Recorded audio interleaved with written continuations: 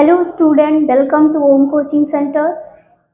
आज हम पढ़ने चल रहे हैं राउल्ट के नियम का सेकंड पार्ट है। फर्स्ट पार्ट में हम पढ़े थे कि वाष्पशील द्रवों के लिए राउल्ट का नियम क्या होगा, और सेकंड पार्ट में हम पढ़ने चल रहे हैं जब ठोस द्रव विलयन लिया जाए, मीन्स कि जब ठोस अवस्था में विलेय हो और द्रव अवस्था में विलायक हो, और ठोस अवस्था में भी कैसा हो, वो अवाष्पशील हो। अवाष्पशील विलेय और वाष्पशील विलायक के लिए राउल्ट का नियम क्या होगा, आज वो हम पढ़ने चल रहे हैं। तो चलिए देखते हैं क्या होता है अवाष्पशील विलेय के लिए राउल्ट का नियम। होता क्या है, वाष्प दाब का आपेक्षिक अवनमन, वाष्प दाब का आपेक्षिक अवनमन विलेय के मोल प्रभाज के बराबर होता है। अब वाष्प दाब का अवनमन या आपेक्षिक अवनमन क्या होता है, ये हम प्रीवियस वीडियो में पढ़ चुके हैं। वाष्प दाब का अवनमन होता है विलयन बनाने पर, विलेय कोई अवाष्पशील विलेय मिलाने पर विलायक में, उसमें वाष्प दाब में जो कमी आती है वही उसका वाष्प दाब का अवनमन कहलाता है। तो वाष्प दाब का आपेक्षिक अवनमन यानी कि P0 माइनस PS/P0 विलेय के मोल प्रभाज के बराबर होता है।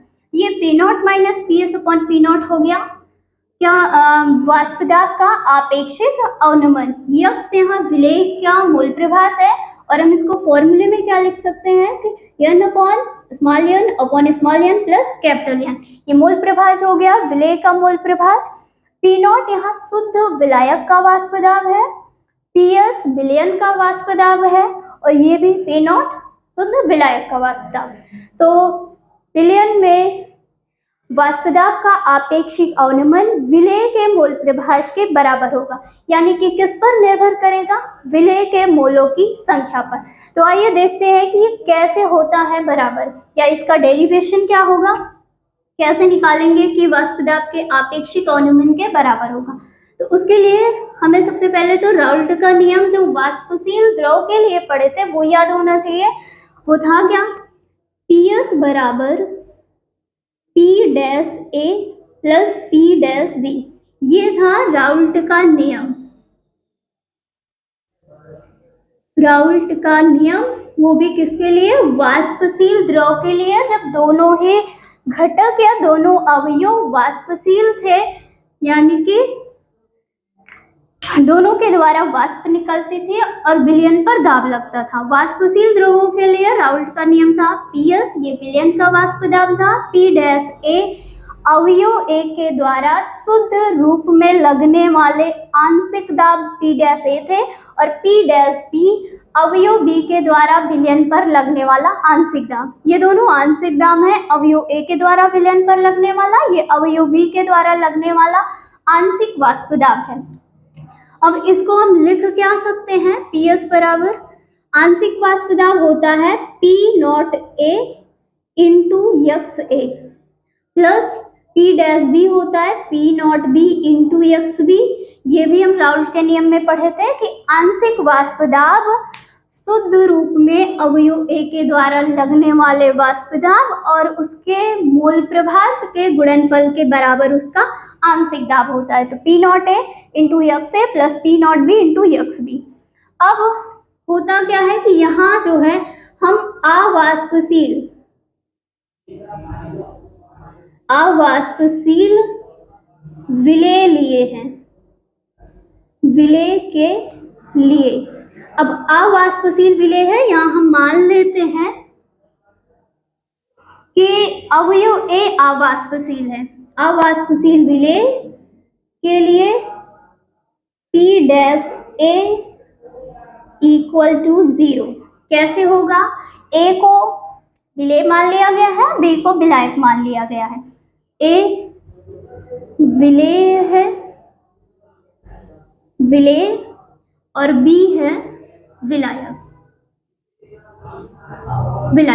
A अवाष्पशील है, यानी कि वाष्पित नहीं होगा, और वाष्पित नहीं होगा तो विलयन पर कोई भी वाष्प दाब नहीं डालेगा, यानी कि यहाँ से हमें मिल जाएगा कि P0 A equals to 0, P0 A equals to 0, और अगर P0 A इक्वल्स टू 0 है तो हमें P' A इक्वल्स टू 0 मिल जाएगा। यानी कि यहाँ जब रखेंगे 0, पी नॉट ए 0 हो गया, मल्टीप्लाई किया जाएगा यक्स से, ये पोर्शन 0, यानी कि विलयन पर लगने वाला वाष्प दाब किसके बराबर हो जाएगा, P not B into x B के बराबर हो जाएगा। ये हो जाएगा। हुआ क्यों? क्योंकि अवाष्पशील विलय लिया गया था, और अवाष्पशील विलय होगा, वाष्पित ही नहीं होगा तो वाष्प दाब नहीं डालेगा।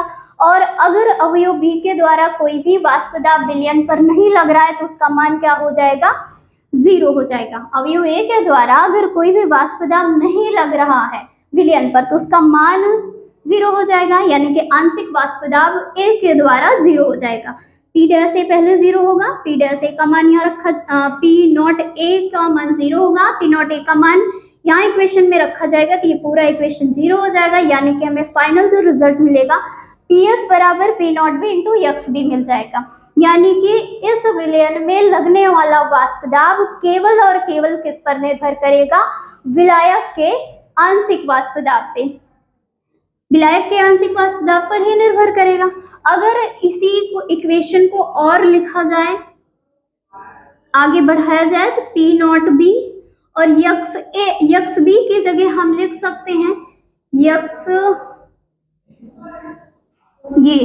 यक्स ए प्लस यक्स बी बराबर 1 होता है, और ये मोल प्रभाज के नियम से मिलता है।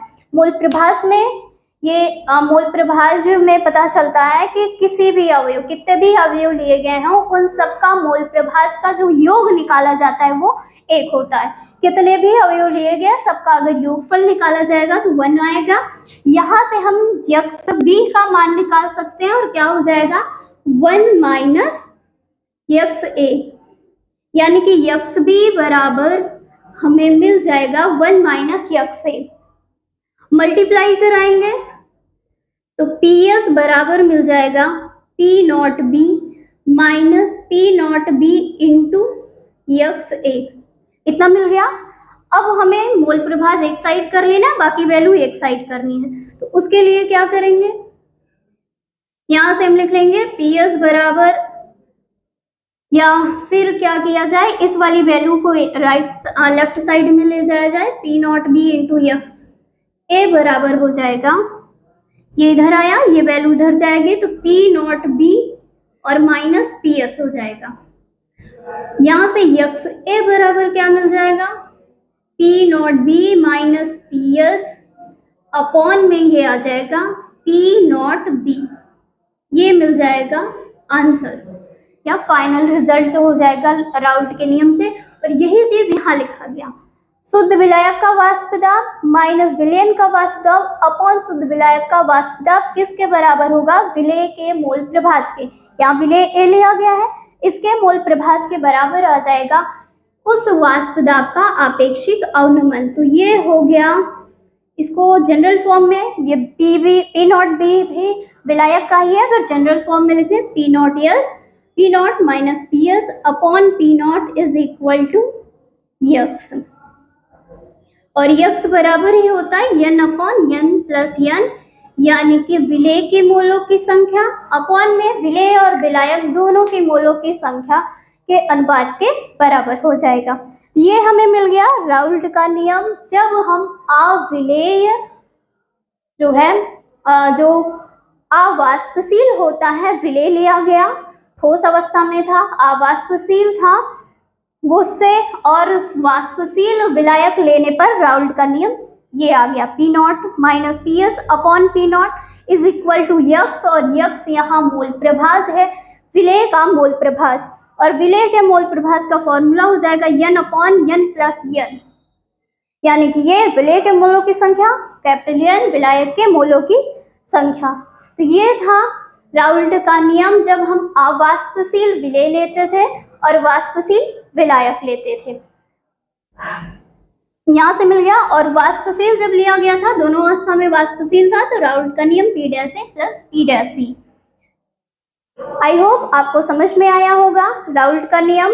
पहले जब हम वाष्पशील दोनों ही लिए थे, विलय विलायक दोनों ही जब वाष्पशील थे, तब राउल्ट का नियम क्या होगा, और जब हम अवाष्पशील विलय ले लेते हैं तब राउल्ट का नियम क्या होता है, क्या फॉर्मूला मिला, वो ये था P naught minus Ps upon P naught is equal to x upon n